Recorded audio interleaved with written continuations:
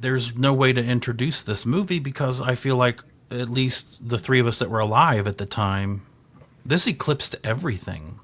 Yeah. Absolutely everything. I mean, I didn't love movies before I saw The Empire Strikes Back. And I was six, I was 6 in May that year. My mom took me and my brother to see it because dad was working and she was a housewife still at that time. She entered the labor force a year or two later. So we watched it 3 or 4 times in a row, a couple of days in a row. Like, we didn't have to leave. They just swept up around us and we just sat and watched it. And it was at the Showcase Cinemas in Louisville, Kentucky, which had the biggest screen in 3 or 4 states at that time. So when I think of 6-year-old me sitting in that huge, I mean, my memory is that it was mammoth, just mammoth widescreen and good sound. The Empire Strikes Back on a 6-year-old. I can't explain how much there were no movies in this league. Nope. Star Wars was one thing, and it was in a league of its own, but Empire was even more. Nothing was in its league. Like, when we're looking at all the movies that came out in 1980, in terms of like the production value and the ability to transport you and make you believe, I don't know, man. Empire. It's the reason I made movies. Like, I wouldn't have ever been a little kid in grade school saying I want to make movies, and being on that path ever since. I mentioned this before the show, but it's funny that when you look at movies made in 1980 and you look at sci-fi movies specifically that were made in 1980, there's such a disparity between everything else and Empire Strikes Back, and you don't see that kind of disparity anymore. When a sci-fi movie gets released now, there's not a lot of disparity between necessarily like a really high budget movie and a really low budget movie in terms of special effects. They look pretty much on par. But man, there's some stuff that came out in 1980 or 1981, 82, 83 that is so far from Empire Strikes Back that you feel sorry for them. Yeah. Yeah. Yeah, the sensibility of like the 50s sci-fi film really stuck around, for quite a while, and then this really changed all of that. And this one in particular, of course, because of a couple of big reasons. There's one right there. But of course it doesn't have a happy ending. Everybody's kind of freaked out by that. Like, what do you mean? It's a testament to how strong a grasp the film had on the audience. Yeah. That it could have that kind of an ending. Yeah. And it's like, oh, we'll be back to find out how it ends. Yeah. I don't think there are too many other film series or franchises where we would have had that feeling. No. And God, you had to wait 3 years for that shit. Yeah. We were alive. We had to wait. Ben. Oh, I need to bring Ben in. Sorry, Ben. You're here now. You're good. Ben wasn't alive. He could just pop it in right after watching Star Wars. He could pop in Empire, and then he could pop in Jedi. Well, Man, we were waiting 3 freaking years, wearing the Yoda costumes when we were trick-or-treating, buying all the Kenner action figures. Yes. It was our life for 3 years. It stayed in the culture at like maximum capacity for years, like nothing does today. I remember when I was a kid, and it was like 2 years after Star Wars came out, and I was in my room and I had the posters on the wall and everything, like Darth Vader on the wall. And my dad came in, he's looking around, and he said, in 5 years, no one's going to give a shit about this movie anymore. I feel like my dad said the same thing at some point. And then Empire came out, and I was like, fuck you. Yeah. Never has anyone ever been as wrong, and he says he was wrong as you were. Yeah, it's funny because my dad always came down on like fantasy or horror films and stuff like that. But once or twice I caught him sitting down and just actively engaged watching Star Wars with me. So. My dad was not big. He still isn't that big into genre stuff at all. But he watched all the Star Wars movies. He was in the theater with us as a whole family.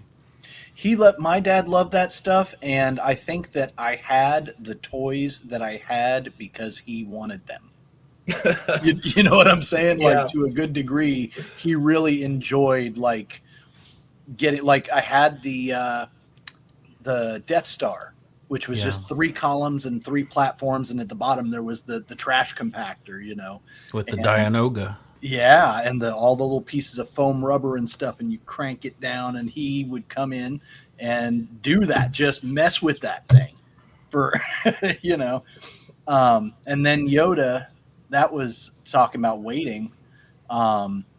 They advertised it in. I'll be right back. Okay. They advertised it in the paper to Zehrs, which was a store. I don't know if it was a national chain, but Zehrs, yeah. And they advertised that they had the little Yoda figure. And I was like, oh! And so my mom took me down there, and we waited in line with many other people until the store opened. And they didn't have it. They never had it. I think I got it eventually at, Lionel Play World or something like that, but Zehrs never got that thing. And yeah, but it's a very, tactile memory about getting Yoda and his little orange snake, and the fact that he had his cloth little coat on and his little cane, and Pat Morita did such a good job as Yoda. Just kidding. Look at that little Yoda. Can't focus on him, but this is the Yoda you're talking about. Yeah. Oh, he's green, so the green screen's messing up. That's hilarious. Wait a second. Special edition Yoda. Okay, let's all get our Empire Strikes Back toys. Can't really focus on it, but I've got the brown snake variant. There's I think orange is more common. I've been collecting these. My friend Dan. Ben, are you still there? I'm still here. You just have to believe Star Wars. Believe I'm holding my limited edition Boba Fett. We said this would happen. I don't know if we said it public, but we said that if we ever do Star Wars, our nerddom's going to come out. Yeah. Ooh, Cloud City. Bespin Cloud Car. Empire, man, and it had the coolest little side characters. 21B on screen right there. He was always one of my favorites. But you were talking about like the appeal, or I guess the anticipation of the sequel. I think this must have been the film that opened the door for that, because you had Jaws and Star Wars in the 70s kind of made it apparent to Hollywood that you can take quote unquote drive-in fare, give it a larger budget, and people you can commercialize it. And then in the case of Star Wars, they merchandised it a lot. And then with this, now all of a sudden sequels, that anticipation factor, they did merchandising before Star Wars. Like even Charlie Chaplin was selling little Chaplin dolls and stuff, and Disney capitalized on it to some extent. But I guess they forgot about it over the decades, because when they made the deal for Star Wars, George Lucas kept the merchandising rights, and Fox didn't blink an eye. It's like, okay, sure, yeah, you can have that. What money can be made there? There was a certain point when they started making films for the purpose of selling merchandise and toys, and things were designed. Got a whole case there. You got a lot of figures in there? Yeah. Are these old? Have you had these forever? So actually, I have not, but my cousin Daniel kept all of these. And there's a special slot. Here's the Yoda. Hi. There's a special slot for the weapons and the stuff. So I've got like Yoda's cane, but not his snake. But he kept those, and Thundercats and Silverhawks and stuff. And oh man, if he's got the Silverhawks, they're the most valuable if they're in good shape. Thundercats are really valuable too. Yeah, he's got a couple of them. He's got the Copper Kid, and I love that lunchbox. Yeah, I have the Jedi one. Nice. Yeah, in case anyone's watching and can't believe what they're seeing right now, this is a testament to how much Star Wars, The Empire Strikes Back, and Return of the Jedi, from like 1977 to 1985 at least, dominated our childhoods and Dave's young adulthood. Teenage years. Yeah. It was everything. I mean, there was nothing else to compete with it, at least on the big screen.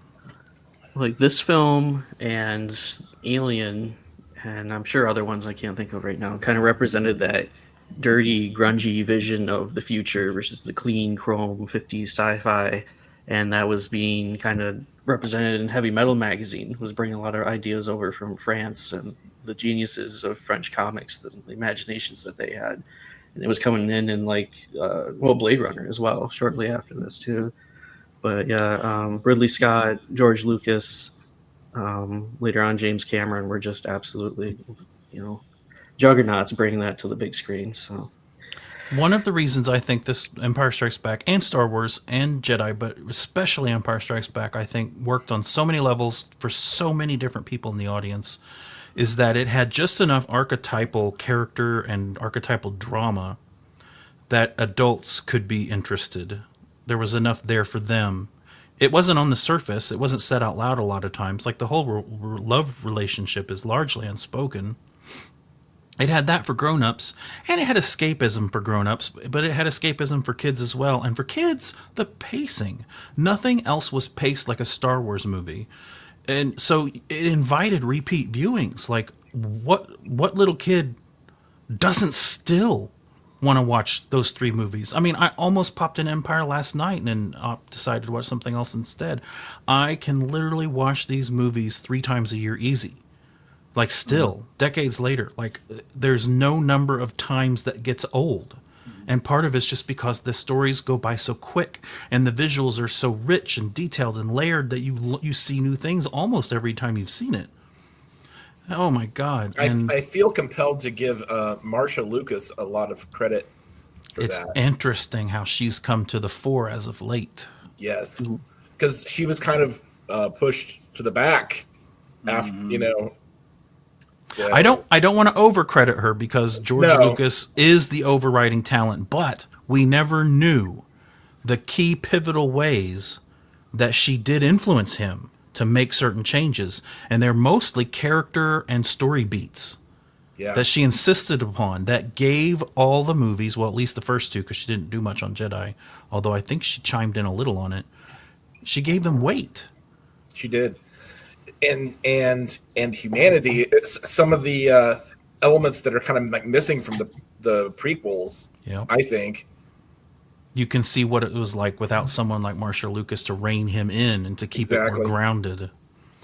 Empire is the most beautiful of all the Star Wars films. As a kid, I always had that feeling about Empire, but I couldn't really put it into words until I was older and I started to analyze, why do I love these movies? Why are they so different? Because Star Wars always felt so different from Empire. They all have different directors for one thing, and George Lucas relies more on editing. He doesn't light things. He doesn't have the patience for lighting.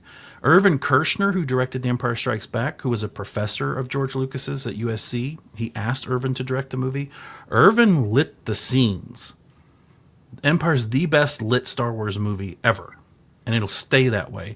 And he worked with the actors more than any of the other directors on this series did. And I think George Lucas, people have said that he would admit that to you, that Irvin was better for the actors and he was better for the lighting. So it's the most beautiful Star Wars film. That makes it so much more rewatchable than even the other 2, and it's not like I don't watch them all the time either. The score, John Williams' best score ever. Not just for a Star Wars movie, but I think for any movie ever. My mom bought this 4-sided soundtrack album on vinyl. And I remember she came home from the mall, I think she was Christmas shopping. She brought me some Wizard of Oz record that had narration and stuff. But I saw that she also had the Empire Strikes Back soundtrack by John Williams. And I'm like, I want that one. And she's like, this is just the music. It's not the story. And I'm like, I know it's just the music. I want the music. So she would play that for me and my brother on Sundays while she cleaned the house. And it entertained us enough to just sit there as little, 6 and 3-year-old. because we would go, this is that part in the movie and this is that part in the movie. We remembered because the music is indelibly linked to what we saw in the theater. You relived the movie by listening to the soundtrack. You can't do that with a whole lot of movies, especially today when we've got just ambient sound design. John Williams, you can just listen to the score and you know the whole story. Everything's happening to the beat of the music, to the changes and themes. And no. As a millennial, that was me with Halo, which I know you can't relate to that at all. Oh, But so the music sad. in Halo is incredible. I recommend seeking it out if you never play the game. But I know exactly what you're talking about, where you can just relive the beats just from hearing the music. Hoth, Dagobah, Yeah. Bespin. I mean, it took you places. It took you places emotionally, viscerally, humor. All the supporting players like 3PO and R2 and Chewbacca, they all have their finest moments in this one. Like, I could go on and on and on about The Empire Strikes Back. And in a way, the movies you love the most are the hardest ones to review because you just end up sounding like an ass. Like, but I'll be an ass forever. The Empire Strikes Back is one of my 3 favorite films of all time, and another of my 3 favorites is coming up later in the show. It emboldened me to be a scrappy rebel. At the same time as really appreciating the dark side's sense of fashion. Oh, yeah, they looked cool, man. They looked cool. They looked cool.